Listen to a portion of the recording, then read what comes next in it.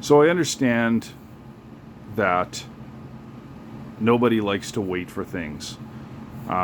We live in a society where, the internet is fast, our cell phones are fast, we can fly from one country to another relatively quickly. And so we've become accustomed to this idea that we can have what we want when we want as quickly as we want it.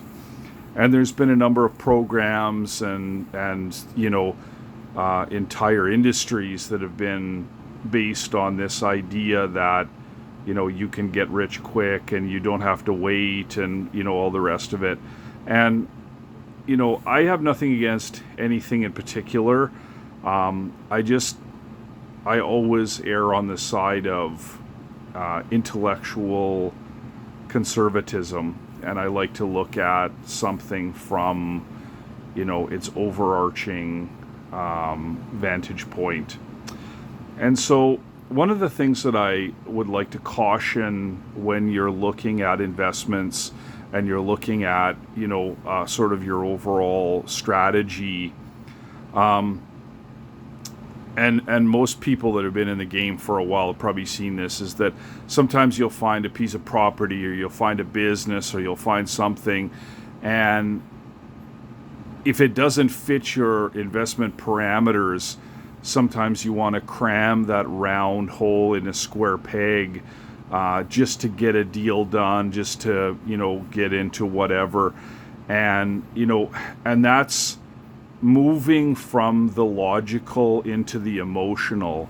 And that's really where 99% of the dangers come from when we're making investment decisions, is that we want something so bad and we want it to be a certain way that we're willing to overlook our pre-prescribed investment criteria and say, well, I can make up for it here, or down the road this is going to look like this, or when the market flips then this will happen. And we sort of we use intellectual formulas to rationalize an emotional decision.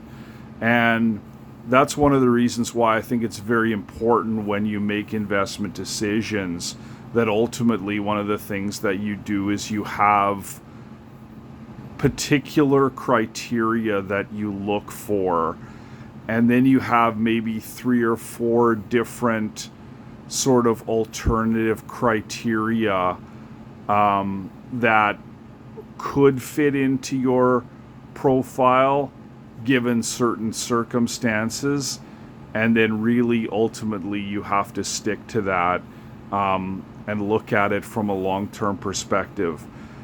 When I look at investing, I look at a guy like Warren Buffett, and you look at any Warren Buffett's interviews, and one of the things that he says is that he reads all day.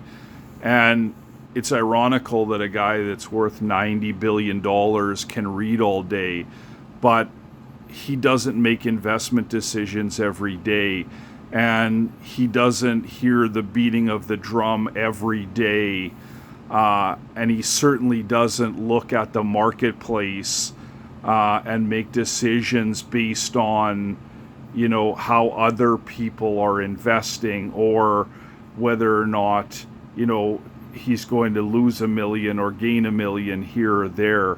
He looks at it as a long-term strategy. And if you look at some of his interviews from way back, one of the things that he said was, he said, if I live a long life, there's no question that I'll be wealthy. And the underlying premise of that is that sometimes you're going to be up and sometimes you're going to be down.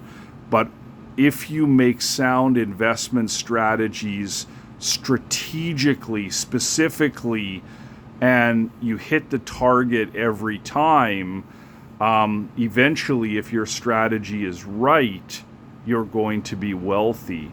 And so I just wanted to say that, just please be careful. I think there's going to be some tremendous opportunities in the real estate market coming up in the next year or so. And I think that's going to encourage people who maybe weren't in the market or new in the market. And I think there's going to be some really huge growth opportunities. But I also caution people to still make sound investment decisions. Have a great day. Thanks so much.